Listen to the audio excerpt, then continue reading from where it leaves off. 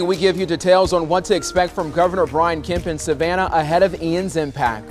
And hurricane hunters, we tell you all about what they do and give you a look into how they're tracking Ian. And even as Ian pushes further east, we've got some changes with Central Georgia schools to update. The latest plans just ahead.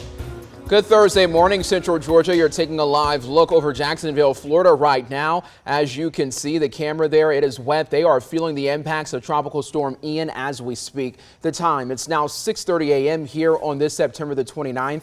Happy Baby Friday, Central Georgia. I'm Wanya Reese. And I'm Caitlin Heck, and thankfully that storm is weakening as it moves across Florida, Alex. Yeah, that's right. We are seeing the storm fall below hurricane status, now a tropical storm as we look live over Jacksonville. The cooler weather this morning, thanks in part to that, but we do have still 65-mile-an-hour winds down here in Florida. Here's the center of the storm. It's just to the southeast of Orlando. It's about to move off the coast there over Cape Canaveral. The plan is for it to do that here over the next couple of hours. And then back over the open Atlantic waters, notice these wind speeds here gaining some steam since out over the Atlantic. Still looking at a storm surge threat there along the coast before it pulls north into the Carolinas. Dry here in Central Georgia this morning, beginning to see a few showers down along Interstate 95. A lot more so as you head down towards Jacksonville, where we were just looking live there, right on the edge of the rain there. Slide this map down towards the south just a little bit more. Daytona Beach, a very steady rainfall. And then you can kind of see the center there rotating. I believe that would be it there. So it's moving off the coast as we speak. But yesterday afternoon, man, that eye wall did a number down there in southwest Florida. Moves through the Florida Peninsula through the overnight hours. There we are 3, 4, 5 a.m. Now moving out over the open Atlantic Ocean. We do have a wind advisory in effect here in Central Georgia today thanks to Ian gusts up to about 35 miles an hour. That's going to run until 8 p.m. tonight.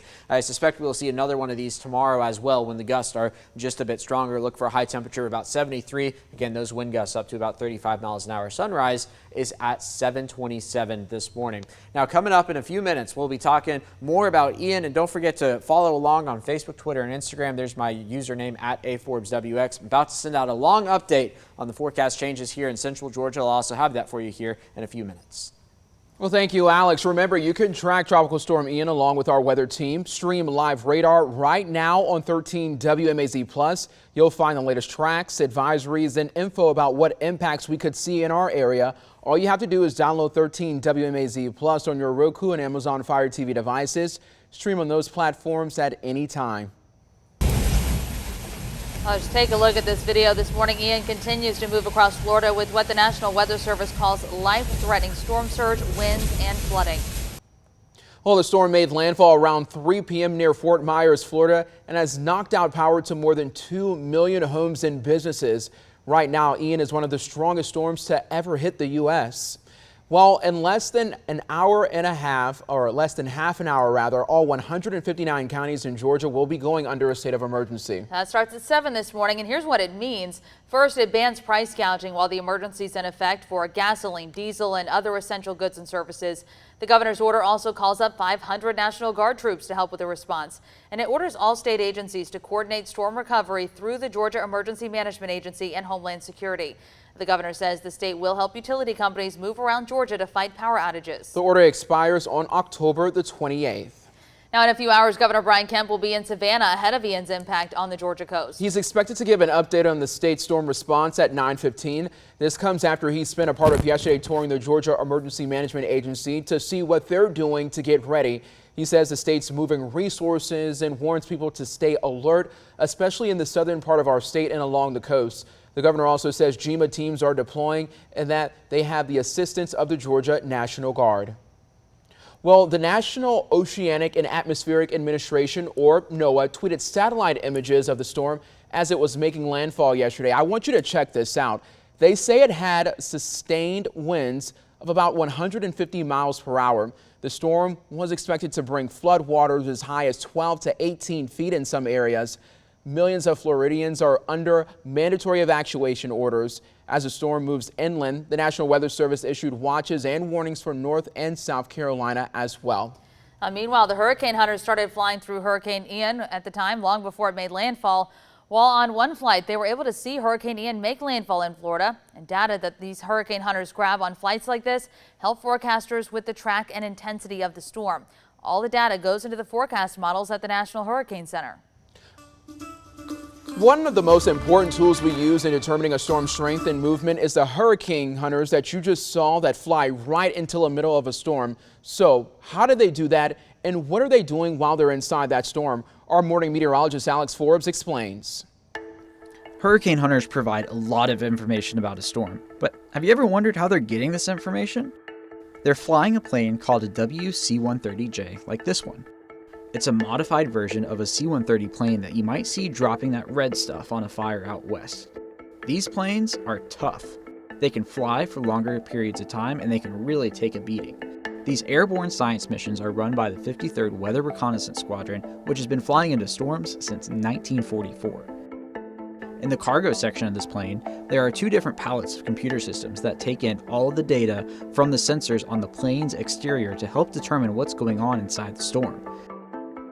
The hunters also drop these parachute-type sensors called dropsondes, which float through the storm, relaying information about the storm's pressure, wind speed, and direction. That information all comes together, is processed, and is shared through the National Hurricane Center for us to share with all of you.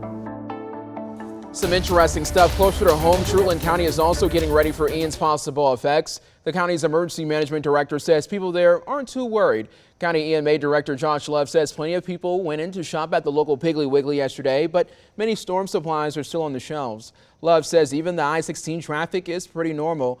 Love also added that he recommends that you pick up an extra case of water at the grocery store if that makes you feel more comfortable, or fill up your bathtub before the storm comes through. Well, right now, Flint Energy says they're prepping for potential power outages in our area. They say it can take anywhere from 30 minutes to 4 hours to restore. Their System Operations Center, you see it there, helps them figure out when and where power is out. Once the storm eases up, they send crews out to restore any outage in your neighborhood. Georgia Power and Flint Energy say this is also a good time to make sure your home has a working smoke and carbon monoxide detector. Do not touch any fallen wires that you may see outside after the storm, and keep space heaters at least 3 feet away from flammable objects. Well, Robins Air Force Base is partnering with the Federal Emergency Management Agency to stage fuel trucks and disaster medical assistance teams trucks. By pre-staging at Robins, FEMA teams can quickly mobilize and respond to areas affected by Ian once the storm moves out.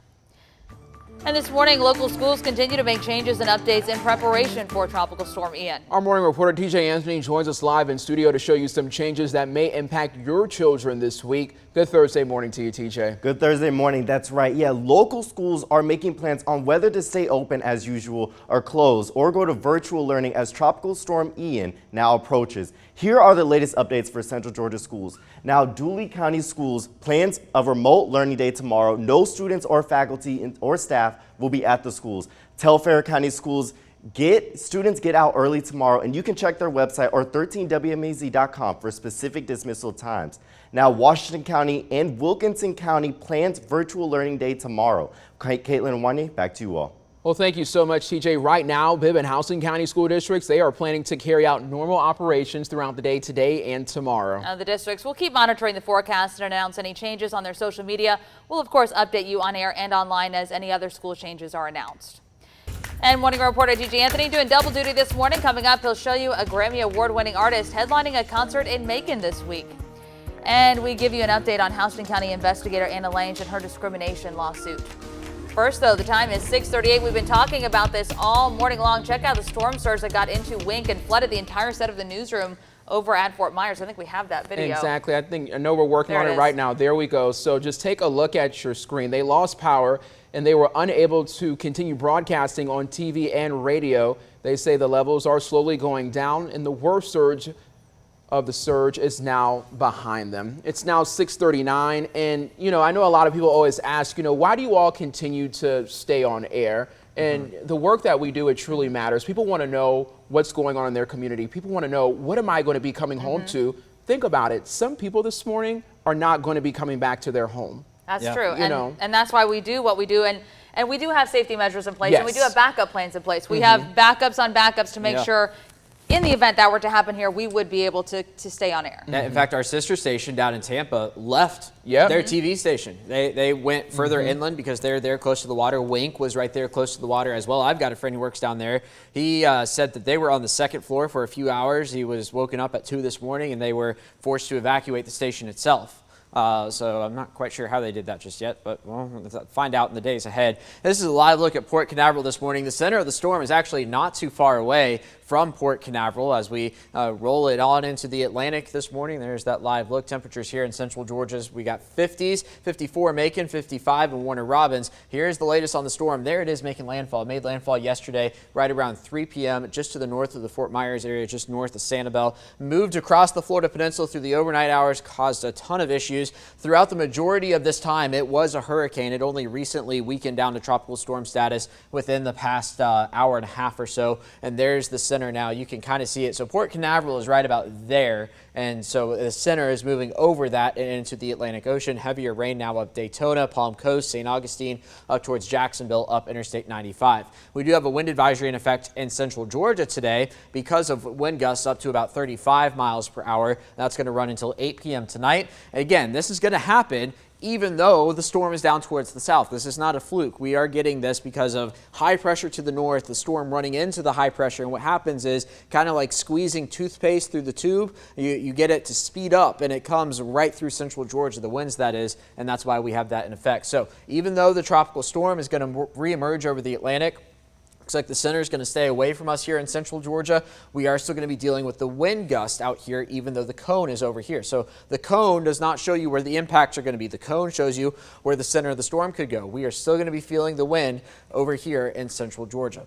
Also, still going to be looking at storm surge in along the coast. St. Simons, Cumberland Island, potentially 4 to 6 feet of storm surge, 2 to 3 feet once you get up towards Sapelo and Tybee Island, and then up the South Carolina coast, even where the storm makes landfall. So not much change in the forecast for them down there. Now, I'm going to show you these models with a couple caveats. The storm trends keep shifting the center to the east. So while we are looking at rain on the GFS here tomorrow at 5 p.m., if the eastward trend continues, right, say it goes just a little east of Charleston, this edge of the rainfall is going to continue to shift east as well. It's entirely possible that we make it through this with no rain here in central Georgia. We could be looking at a swath of rain, say from Augusta down towards Swainsboro, and be dry here. The GFS continues to pull it towards the north. It's out of here Saturday morning across central Georgia. Let's take a look at this in the European, right? So it's got the rain over the eastern part of our counties here. It's actually got the center of the storm a little bit west of where the hurricane center tracks it. So you take this gradient and you shift it east just a little bit. That puts us on the dry side of things. So something we'll be watching closely in the days ahead. Regardless, though, going to be looking at the winds across central Georgia. There's the GFS. These are wind gusts, potentially up to 35 today. I'm going 45 tomorrow here in central Georgia. The European showing much of the same as we play it forward today and through tomorrow. You can track the storm right along there. So what you need to know here in central Georgia, wind gusts still a concern today and tomorrow, 45 miles an hour. We do have a wind advisory in effect for that from the pressure gradient. Rainfall, we're forecasted to be on the edge, higher totals to the east. Still waiting to see where that boundary sets up. Power outage chances are lower this morning from what they were yesterday morning, but still not zero. You get 45-mile-an-hour wind gusts for hours upon hours. You are going to get some downed pine trees which could potentially fall on power lines. So 73 today, 73 tomorrow, windy both days. You have a chance to rain Friday and Saturday, depending on where that sets up. Then into next week, much nicer here in central Georgia. All right, thank you, Alan. 6:43. If Central Georgia does see any impacts from Ian, we want to see what's happening in your area, so you can send us photos and videos of any damage. But of course, only do that if it's safe to do so. Then you can send them our way by texting it to 478-752-1309, and we'll be sharing that during our coverage here on 13. We're back with more news and weather after this.